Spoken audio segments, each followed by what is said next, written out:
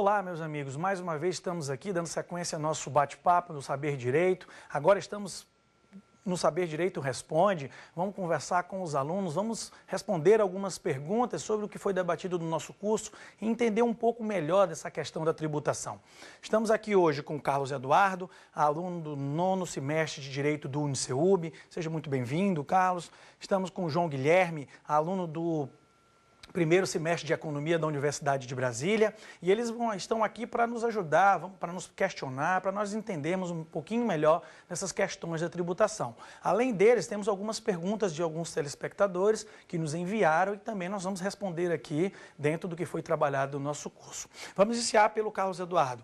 Carlos Eduardo, qual a primeira pergunta que você tem? Quanto à reforma trabalhista, uma das novidades é que a contribuição sindical deixou de ser compulsória. Frente a isso, ela continua sendo um tributo ou perdeu o seu caráter tributário? Olha só, Carlos Eduardo, uma pergunta interessante que realmente está na tônica das discussões do Poder Judiciário hoje em dia. O que a gente observa é que o conceito de tributo lá do artigo 3º fala em prestação pecuniária compulsória. Então, a compulsoriedade é uma característica dos tributos. Você não tem opção de pagar ou não pagar um tributo. Não existe a tributação facultativa. Apesar de existir algumas contribuições que podem ser enquadradas como facultativas, mas a regra é que os tributos sejam compulsórios. Então, a lógica, a tendência é que essa mudança no cenário constitucional descaracterize a contribuição como um tributo. Tá? Vamos ouvir a pergunta de algum telespectador que nos enviou. Vamos lá. Eu sou a Carolina Navarini, estudante do 3º semestre de Direito na Faculdade Unip, em São Paulo, e dentro do Direito gostaria de seguir a carreira de promotora de justiça, e sei da importância do direito tributário nessa trajetória. Nesse sentido, professor Ricardo Bastos, eu gostaria de saber se a contribuição para o custeio do serviço de iluminação pública é um tributo que deve ser cobrado pela União ou pelos Estados. Uma pergunta muito interessante, porque nós estamos falando de um tributo recente. A contribuição, a chamada COSIP, Contribuição de Iluminação Pública, é um tributo que tem origem na discussão sobre a taxa de iluminação pública. A taxa de iluminação pública ela foi declarada inconstitucional porque as taxas não podem ser cobradas de serviços indivisíveis. Mas quem pode instituir as contribuições de iluminação pública? Exatamente quem poderia instituir as taxas de iluminação pública. No caso, lá no artigo 149-A da Constituição, diz que os municípios é que detêm a competência tributária dessa contribuição de iluminação pública. Né? E nesse sentido, João Guilherme, você tem alguma pergunta? Sim, senhor. A construção do Pacto Federativo Nacional, ela aumenta a complexidade, o tamanho do nosso sistema tributário, com diferentes coletores, redistribuições e competências, e como isso acontece?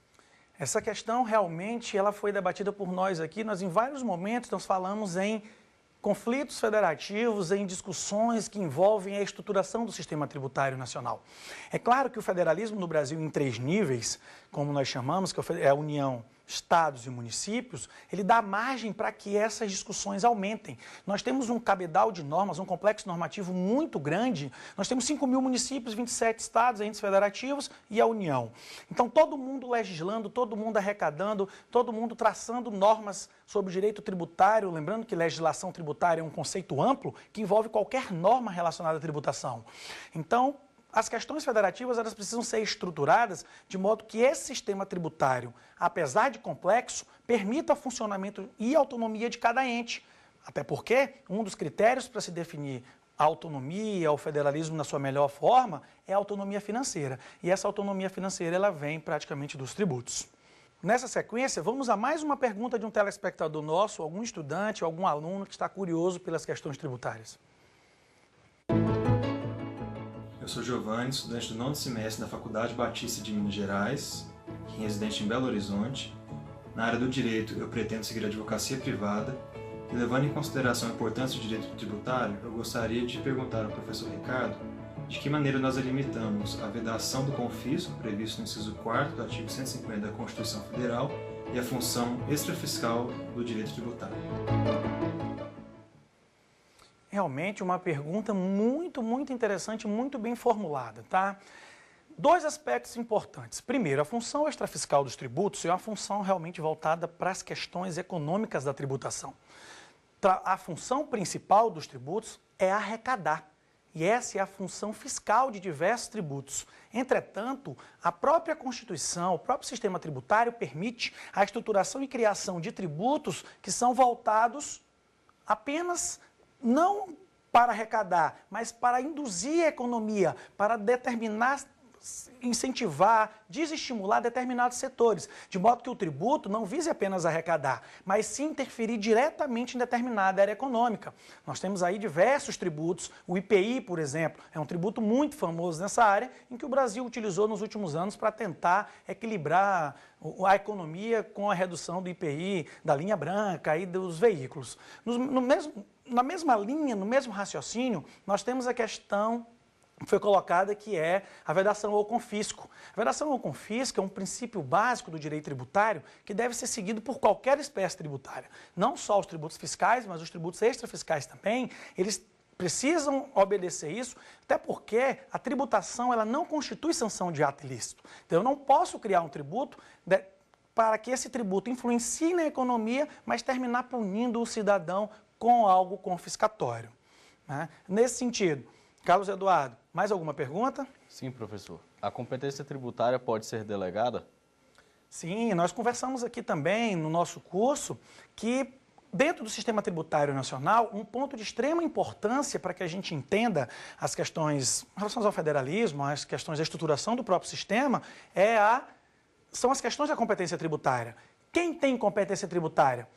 Competência tributária relaciona-se a dois aspectos. Eu tenho a competência lato sensu e a competência stricto sensu, que a doutrina criou essa divisão para diferenciar a competência tributária da capacidade tributária ativa.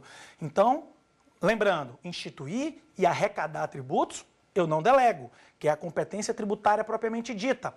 É a Constituição que diz quem cria, quem institui e quem regulamenta.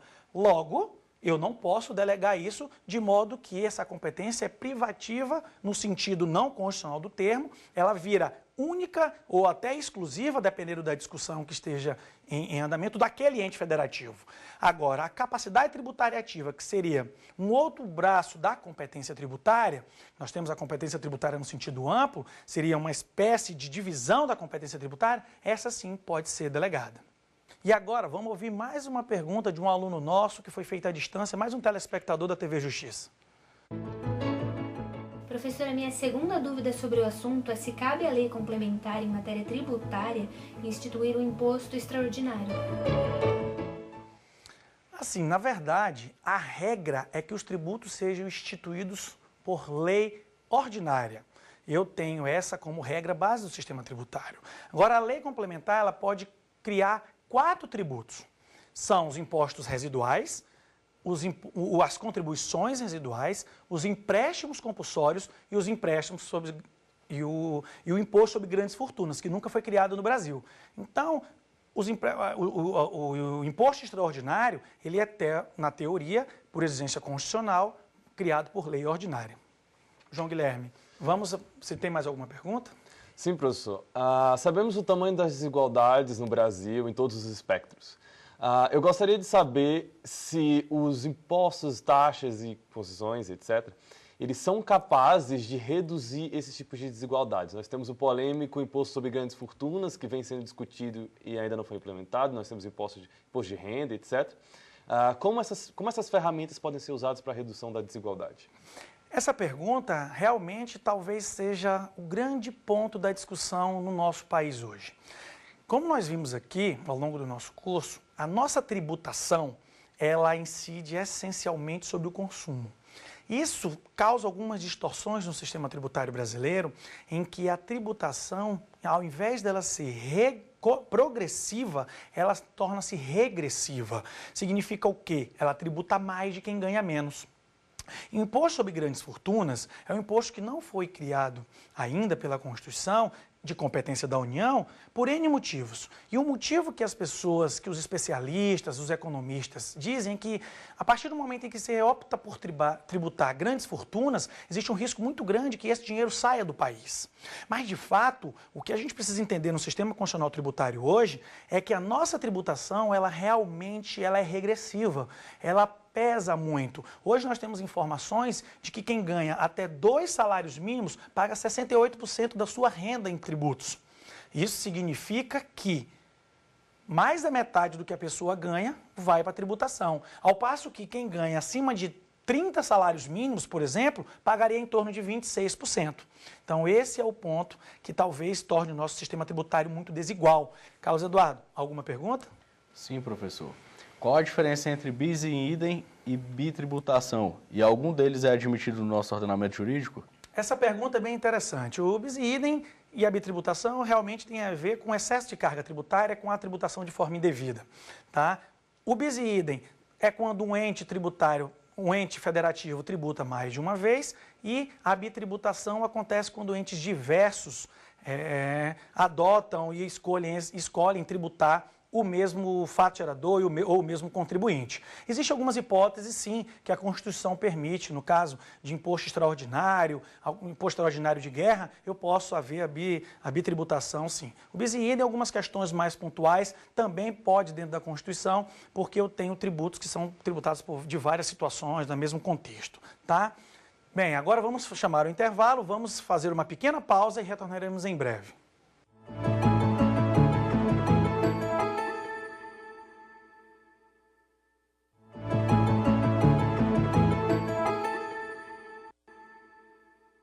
Olá, estamos de volta. Vamos dar sequência ao nosso Saber Direito Responde, onde nós estamos debatendo, tirando algumas dúvidas sobre nossas conversas, nossos dias aqui. João Guilherme, alguma pergunta? Sim, pegando um gancho na última pergunta, em relação à quantidade, igualdade, etc., a função do imposto, nós temos exemplos de países como Hong Kong, Singapura, Mônaco, que fazem descontos fiscais para estimular determinados negócios, determinados comportamentos na economia, enquanto vamos ter Noruega, Suécia, países welfare states, que vão aumentar os tributos de determinada forma para garantir o bem-estar social. Existe um caminho que o Brasil está tentando seguir? Existe uma regra, existe uma norma para qual caminho seguir? Excelente pergunta, João Guilherme. O que acontece na prática é o seguinte: a nossa tributação hoje, ela escolheu tributar primordialmente o consumo. Isso dentro da economia gera alguns problemas. Por quê? É princípio básico que um dos impactos, um dos critérios para que um tributo, um preço, na verdade, de um produto seja maior ou menor é a carga tributária. Então, no Brasil, em média, os produtos, por exemplo, o combustível, nós já conversamos aqui em outros momentos, o combustível chega a ter 50% mais ou menos do seu preço relacionado à tributação. Os países que você mencionou, principalmente os países como Noruega, Suécia, países de primeiro mundo, a fonte primordial da tributação é a renda. Na verdade, o Brasil está discutindo exatamente isso hoje. Quando você fala em reforma tributária, quando você fala em mudança da matriz tributária brasileira, um dos critérios que se busca é como retirar essa tributação sobre o consumo como primordial. Será que levar isso para a tributação sobre a renda, tributar mais de quem ganha mais, não seria uma saída para promover a distribuição de riqueza? Só que um grande ponto, quando você fala em tributação sobre o consumo, você fala no tributo chamado ICMS. E aí você tem uma grande discussão dos estados em relação a ele. Os estados, o tributo que mais arrecada em cada estado da federação hoje e no DF é exatamente o ICMS. Então talvez aí a dificuldade que os entes federativos estejam encontrando para achar uma saída. Eu posso reduzir a carga tributária sobre o consumo e estimular a economia. Mas como que eu vou mexer no ICMS na situação de crise, no contexto que os estados estão hoje, onde as contas não estão fechando, e isso representaria uma perda de arrecadação considerável. Em que consiste o princípio da anterioridade nonagesimal e da anterioridade do exercício?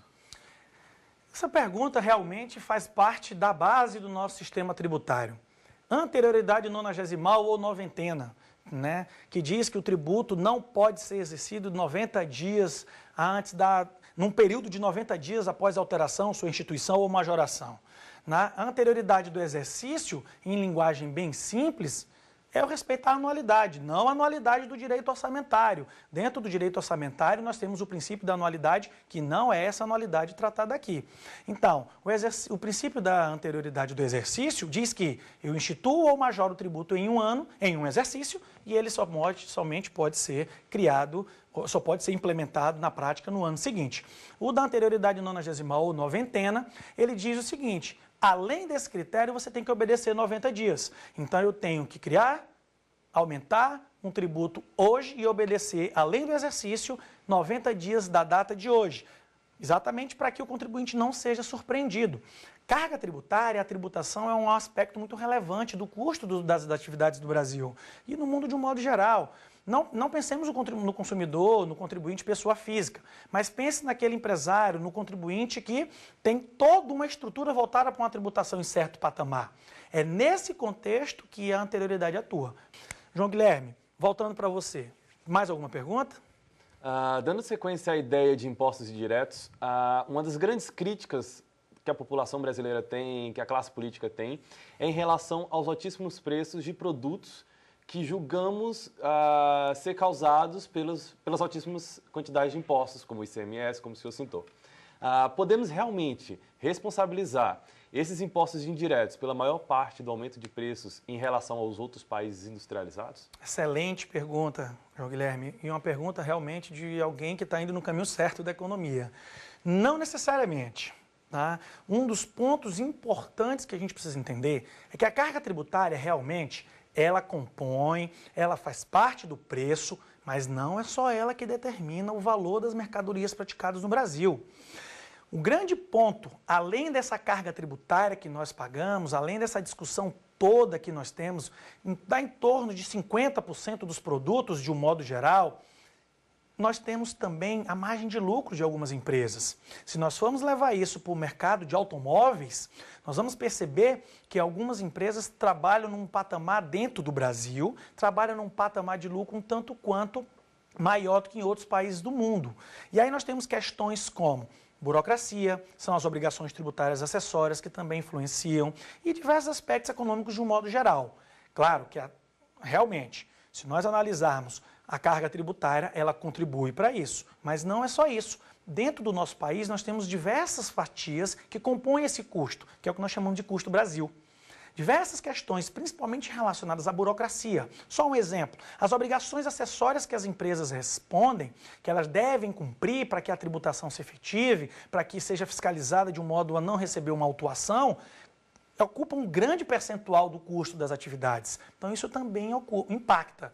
Então, de um modo geral, é uma fatia considerável, mas não dá para colocar apenas a tributação como a vilã desse impacto no nosso ordenamento. E dando sequência às nossas perguntas, vamos agora a mais uma pergunta dos nossos alunos que estão à distância, nossos telespectadores. Professor, minha última dúvida é, no âmbito dos procedimentos administrativos tributários, é possível o controle de constitucionalidade? Uma excelente pergunta, mas a resposta é não. No nosso ordenamento jurídico, não é possível o controle de constitucionalidade no âmbito administrativo. O legislador vedou expressamente no âmbito federal essa questão, no âmbito dos estados também, até porque controle de constitucionalidade no nosso país, ao contrário do que acontece em alguns países ao redor do mundo, é cláusula de reserva de jurisdição. Isso significa que o único poder que pode entrar no mérito e discutir a constitucionalidade ou não de uma norma é o Poder Judiciário. Carlos Eduardo, mais alguma pergunta? Sim, professor. Em que consiste a substituição tributária progressiva e regressiva e qual a sua finalidade? Muito boa pergunta. Primeiro, entender substituição tributária é entender a forma de arrecadação. Em alguns momentos, é muito mais fácil para o fiscal, para a administração tributária de um modo geral, entrar e fiscalizar um estabelecimento com estrutura maior. Os exemplos que a doutrina, que a literatura tributária traz, são os casos, por exemplo, dos combustíveis. É muito mais fácil tributar na origem, no caso do ICMS, por exemplo, é uma substituição tributária típica, a incidência é monofásica, inclusive, é muito mais fácil tributar a refinaria e fiscalizar essa refinaria do que todos os postos de combustíveis existentes. Então, tributação progressiva e tributação regressiva são técnicas de arrecadação. Uma antecipa o recolhimento do tributo, que é o caso dos combustíveis. Nesse caso, eu já recolho a tributação antes do fato gerador acontecer, até como, na verdade, isso é apenas uma técnica de arrecadação. E no segundo momento, a outra é o adio. Por que eu adio? Porque, no caso, vamos pensar um pequeno produtor que está vendendo a sua produção para uma grande indústria. É muito mais fácil fiscalizar a grande indústria do que o pequeno produtor. Nesse caso, eu adio fiscalização, adie o recolhimento do tributo para que a fiscalização incida sobre a grande indústria, que tem todo o aparato para recolher. Então, basicamente, são técnicas de arrecadação que visam facilitar o trabalho da administração tributária. A minha pergunta, ela vai tanto para a macroeconomia como interessa também a microeconomia. Como a guerra fiscal entre os estados interfere nas escolhas da indústria dentre os empresários? Essa pergunta, realmente, ela ocupa o centro da discussão da reforma tributária. Falar em guerra fiscal, para que as pessoas que não estejam familiarizadas com o termo entendam, é exatamente essa briga, essa barganha que os entes federativos cometem uns contra os outros, de modo a que atrair para os seus territórios investimentos, estabelecimentos empresariais. Num primeiro momento, a gente pode ter isso como algo até positivo, né? Porque você vai ter, de repente, a indústria se estabelecendo em determinado setor e a carga tributária de um tanto quanto reduzida. Logo, aquele local, aquela região que receber uma indústria, que receber uma grande empresa, esse local vai ter a sua população absorvida, você vai ter toda uma estrutura em volta das empresas, do estabelecimento dessas empresas nesse setor que vai desenvolver o município. No Brasil, nós temos vários exemplos, como aconteceu na Bahia nos últimos tempos. O grande ponto do federalismo e dessa guerra fiscal é que no Brasil, como nós já dissemos aqui, nós temos um federalismo em 3 níveis. O federalismo que trabalha no nível da União, dos estados e dos municípios. O grande ponto disso é que essa guerra fiscal ela pode não ser tão saudável quanto parece. Apesar de ser salutar a concorrência e essa espécie de briga, existem até alguns economistas que falam em resultados e saldos positivos da guerra fiscal. Por quê? Porque você joga a tributação lá para baixo, você atrai as empresas e a economia gira, ela fica aquecida. As pessoas gastam, existem investimentos naquela área. Por quê? Você parte do ponto de vista que a tributação ocupa uma posição razoável desse setor. Mas não é bem assim, pelo menos não é apenas assim que a coisa deve ser vista. O que a gente precisa entender é, essa guerra fiscal ela pode reduzir a arrecadação a nível é aquela história do cobertor curto, né? Eu cubro a cabeça e descubro os pés. Eu posso incentivar a atividade econômica por um lado, estabelecimento de empresas, geração de empregos. Entretanto, eu posso criar uma tributação que vá a níveis a prejudicar a própria arrecadação. E aí o Estado, de um modo geral, ele passa a sofrer prejuízos dos mais diversos, dos mais variados, com essa questão. Agora, o ponto importante para resolver o problema, não existe uma medida única a ser adotada. Por isso que quando a gente fala em guerra fiscal, a gente fala em federalismo, as pessoas tentam discutir isso sob apenas uma ótica. Eu preciso entender que eu tenho aspectos econômicos, e aí é o que nós já conversamos aqui, que foi muito bem perguntado por você. Eu tenho aspectos sociais, em que eu preciso trabalhar essa noção para que as empresas venham sabendo que a carga vai ser reduzida, mas que eu vou gerar empregos. Eu preciso trabalhar isso do ponto de vista do impacto da arrecadação que determinados tributos têm nos entes federativos, e aí talvez seja o ponto mais delicado, como nós já falamos, o ICMS é o tributo que mais se arrecada. E nesse contexto, como que nós iremos trabalhar essa guerra do ponto de vista saudável, com os estados abrindo mão de sua receita e de parte considerável de sua receita? Os municípios ocupam um grande ponto dessa guerra fiscal, um ponto importante desse aspecto. E muito se discute que no Brasil você tem mais de 5.000 municípios espalhados por todo o nosso território, que muitos deles não se sustentam com o que arrecadam. E aí nós temos um outro problema. Como que eu falo em federalismo em 3 níveis, federalismo dos municípios, como que eu falo em pacto federativo, em harmonia dos entes federativos, se eu tenho municípios que dependem exclusivamente do repasse dos fundos constitucionais? Nós temos 2 fundos constitucionais importantíssimos, que é o FPE, Fundo de Participação dos Estados, e o Fundo de Participação dos Municípios. Alguns municípios no Brasil, eles dependem única e exclusivamente do que vem a título de fundo de participação. Meus amigos, muito obrigado. Agradecer ao Carlos Eduardo, agradecer ao João Guilherme, agradecer nossos alunos que fizeram excelentes perguntas. Quero agradecer a toda a equipe da TV Justiça que está aqui. Realmente todo mundo que está aqui contribui muito para que o direito resolva, para que o direito comece a mudar a vida das pessoas.